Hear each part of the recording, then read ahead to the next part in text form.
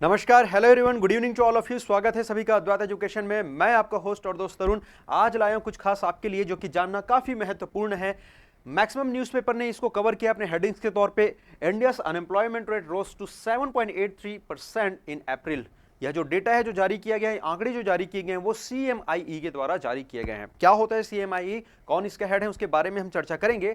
लेकिन उसके पहले सबसे पहले आपको जानना यह जरूरी है कि जो बेरोजगारी के जो आंकड़े बेसिकली इंडिया में जारी कौन करता है, ठीक है। तो वो यदि हम गवर्नमेंट सर्वेक्षण की यदि हम बातें करते हैं या फिर सरकारी आंकड़ों की यदि हम यहां पर बातें करें तो सर वो जारी करते हैं NSSO, यानी कि राष्ट्रीय नमूना सर्वेक्षण संस्थान, ठीक है, जिसको हम लोग इंग्लिश में बोलते हैं national sample survey office, right. यदि यहां पे हम बातें करें तो वो जो रहते हैं वो साल भर के जो आंकड़े रहते हैं वो जारी करता है। लेकिन यहां पर हम इस वर्ष की हम बातें कर रहे हैं या फिर महीने की हम बातें कर रहे हैं, क्योंकि यह जो आंकड़ा जारी किया गया वो अप्रैल मंथ के लिए, इसके पहले भी मार्च में जारी किया गया था। यानी कि हर महीने यह जो आंकड़े हैं वो जारी किए जाते हैं।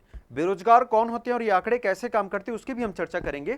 बहरहाल हम थोड़ी सी जानने की कोशिश करते हैं कि पिछले महीने की तुलना में कैसे ये आंकड़े बढ़े और क्या क्या चीजें यहां पर रही। तो यदि यहां पर हम देखें तो आपको क्लियरली यहां पर मेंशन दिख रहा है ना।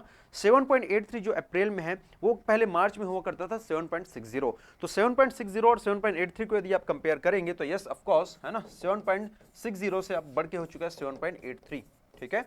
आइए सर इसको आसान सी भाषा में समझते हैं कि इसका मतलब क्या हो रहा है। उसके पहले एक और जो चीज है यहां पर जो लिखी हुई है उसको भी हम लोग थोड़ी सी समझने की कोशिश करेंगे। अनएम्प्लॉयमेंट जो रेट है यानी कि बेरोजगारी जो दर है वो शहरों में अधिक है ऐसा माना जा रहा है, यानी कि ऐसा इस रिपोर्ट के अकॉर्डिंग जो है बोला गया है। कितना है शहरों में सर? 9.22% है ना। और वहीं दूसरी यदि हम बातें करते हैं तो जो कंपैरिजन मार्च के महीने का कंपैरिजन करें तो 8.28 से बढ़ के 9.22 तक पहुंच गया है मंडे को, यानी कि पिछले आज मेरे ख्याल से ट्यूसडे है, यानी कि कल ये जो रिपोर्ट है वो जारी करी गई थी, ठीक है।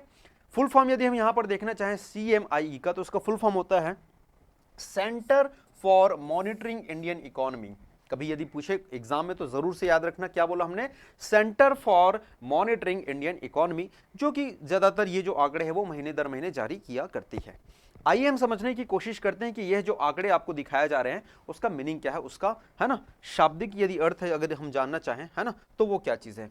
यहां पे यदि मैं बोलूं आप लोगों को 7.83 या 7.84 जो भी आप डेटा लिखना चाहो, चाहे आप XYZ जो भी लिखो, इसका मतलब होता है ना 100 में से 7.84। इसी को यदि हम एक और बढ़ा दें तो ये लगभग बनेगा 78, ठीक है, 0.4 हो जाएगा। और इसको हम एक शून्य यहां से और बढ़ाते तो ये हो जाएगा आपका 1000। कहने का मतलब ये हुआ जनरली जैसे कि हम लिंगानुपात हम देखते हैं, सेक्स रेशियो जब हम देखते हैं वहां पर भी हम 1000 से क्या करते हैं, जनरली तुलना करते हैं, 1000 का बंच हम बना लेते हैं। इसी प्रकार से हम यह मानेंगे कि 1000 व्यक्तियों में, देखिए यहां पर हमने एक शून्य बढ़ाया, इधर भी हमने एक शून्य बढ़ा दिया तो एक दशमलव जो है इधर आ गया है ना। अब व्यक्तियों की जो संख्या सर 78.4 तो नहीं हो सकती, या तो 78 होगी या तो 79 होगी, क्योंकि 78 पॉइंट अगर 9 चला गया तो हम उसको 79 राउंड फिगर करके कंसीडर कर लेंगे। इसका तात्पर्य यह हुआ कि भारत में है ना 1000 में से 78 जो लोग हैं वो बेरोजगारी के शिकार हैं। अब आपको ये चीजें थोड़ी अजीब लगेंगी, सर ये बेरोजगारी के शिकार है, हमको मीनिंग समझ नहीं आया। आप एग्जैक्टली मुद्दे की बात करिए। जी हाँ सर, आइए मुद्दे की हम यहां पर बातें करते हैं। इसका कहने का मतलब यह हुआ कि 78 जो लोग हैं वो रोजगार यानी कि रोजगार की तलाश में हैं, वो काम करने के इच्छुक हैं। क्योंकि बेरोजगारी का डेफिनेशन ही यही कहता है ना, आपके पास प्रॉपर स्किल रहते हुए, आपके पास प्रॉपर स्किल, देखिए स्किल काफी महत्वपूर्ण हो जाता है। अब डिपेंड करता है कि आप कौन सा रोजगार कौन सा रोजगार चुनना चाहते हो, कौन सा रोजगार आप करना चाहते हो। यदि आप शिक्षा के क्षेत्र में जाना चाहते हो तो सिर्फ डिग्री से काम नहीं चलेगा, है ना। यानी कि जो बंदा टॉपर है जरूरी नहीं है कि वो अच्छा सा पढ़ा सके, या फिर जो बच्चे ने जिस बच्चे ने एग्जाम क्लियर नहीं कर पाया है ना, तो जरूरी नहीं कि वो ना पढ़ा सके। दोनों पॉसिबिलिटीज हो सकती हैं, वो बच्चा भी पढ़ा सकता है, नहीं भी पढ़ा सकता। Skill is most important. किसी भी जॉब को करने के लिए डिग्री से पहले आपको स्किल की नीड रहती है। बहुत से ऐसे लोग हैं है ना, देखिए डिग्री इज समथिंग डिफरेंट।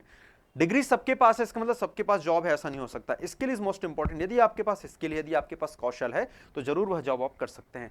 आपके पास स्किल होते हुए भी, आप एलिजिबल होते हुए भी आपके इच्छा के अनुरूप है ना जॉब ना मिल पाना ही, यानी कि रोजगार ना मिल पाना ही भारत में बेरोजगारी कहा जाता है। भारत में क्या पूरे विश्व में बेरोजगारी के लिए यही डेफिनेशन है। आपके पास वह स्किल, वह आपके पास वह कौशल होते हुए भी है ना आपको इच्छा के अनुरूप रोजगार का ना मिलना ही बेरोजगारी कहलाती है। भारत में यदि हम बातें करें तो बेरोजगारी के बहुत सारे प्रकार हैं, लाइक प्रच्छन्न बेरोजगारी जिसको हम बोलते हैं, डिस्कस बेरोजगारी, है ना, जिसमें यदि 8 व्यक्ति जो है एक काम को करने के लिए एग्री हैं या फिर 8 व्यक्ति जो है उस काम को मिलकर कर सकते हैं, फिर भी जानबूझ के 9 व्यक्ति एक्स्ट्रा ऐड कर देते हैं, अदृश्य हो जाती है, यानी कि प्रच्छन्न बेरोजगारी हो जाती है। मौसमी की यानी कि सीजनल की यदि हम बातें करते हैं तो साल के 8 महीने आपने काम किया, 4 महीने खाली हो गए तो मौसमी बेरोजगारी।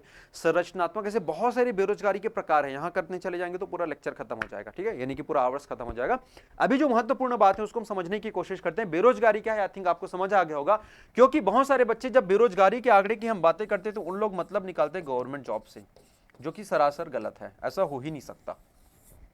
गवर्नमेंट जॉब नहीं है वो बेरोजगार है, ऐसा नहीं। और ये समाज की हमारी मान्यता है, अवधारणा है, उसको भी हमको ब्रेक करना है कि भैया जो स्टेरियोटाइप है ना कि समाज में लोग जैसे गवर्नमेंट जॉब है, चपरासी भी हो तो वो जॉब वाला है, लेकिन अगर प्राइवेट में अगर 70-80 हज़ार भी यदि कमा रहा है, प्राइवेट जॉब है, तो उसको भी बोलते हैं अरे नहीं ये चपरासी ज़्यादा अच्छा है। तो ऐसा नहीं है, दोनों की अपनी अपनी अहमियत है, दोनों का अपना अपना वजूद है, दोनों के अपने अपने अलग अलग जगह है ना, तो उसको हमको कंपैरिजन नहीं करनी है। यहाँ पे यदि हम बातें करते हैं तो बेरोजगारी का मतलब आई थिंक आप लोगों को समझ आ गया होगा, सिर्फ सरकारी जॉब को ही हम यहाँ पर रोजगार नहीं कहेंगे, कोई भी प्राइवेट संस्थान, कोई भी प्राइवेट जॉब जहाँ पर आप काम कर सकते हैं लेकिन आपको काम की तलाश में काम नहीं मिल पा रहा है, तो हम इसको बोलेंगे बेरोजगारी, ठीक है। तो इस प्रकार से यदि हम आंकड़ों पर नजर डालें, है ना, तो यह जो आंकड़े हैं सर वो थोड़ी से भयावह जरूर है। 7.6 यानी कि 76 से आप बोल सकते हो 78 हो गया, यानी कि 2 व्यक्तियों को एक्स्ट्रा हो गया यहाँ पे, है ना। चलिए आगे थोड़ी सी और कुछ हम यहाँ पर बातें कर लेते हैं कि कौन सा राज्य है जहां पर सबसे अधिक बेरोजगार है, ये भी काफी महत्वपूर्ण आपको जानना, है ना। तो यदि यहाँ पर हम बातें करें तो सबसे अधिक जो बेरोजगारी दर जो मिली है आपको, है ना, वो आपको मिला है हरियाणा में। याद रखना कहां पर मिला है, हरियाणा में। हरियाणा की यदि हम यहां पर बातें करते हैं तो 34.5, याद रखिएगा, है ना, यानी कि 1000 में से 345 जो लोग हैं वो बेरोजगार हैं।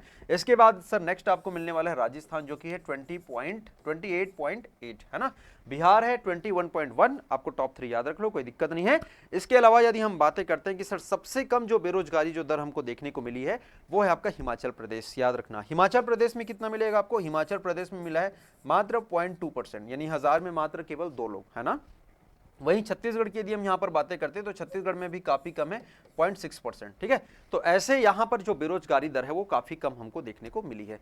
तो उम्मीद करता हूँ कि ये सारी की सारी चीजें आपको समझ आई होंगी। यदि किसी भी प्रकार का कोई डाउट रहा या सर और क्या चीजें हम बता सकते हैं इसमें, है ना, आपके सामने कुछ डाउट रहा तो जरूर हमको पूछिए, कमेंट में करिए कैसी लगी यह जानकारी, और भी इस प्रकार के इन्फॉर्मेशन क्या क्या चीजों पर आप अपडेट चाहते हैं, क्या क्या अन्य जानकारी आप चाहते हैं, तो बिल्कुल हमको कमेंट करके बताइए। आपके लिए वो सारी की सारी चीज लेकर हम प्रस्तुत रहेंगे, है ना। तब तक बने रहिए अद्वैत एजुकेशन के संग, अपना और अपनों का रखिए ख्याल। Thank you so much, take care, bye bye, जय हिंद।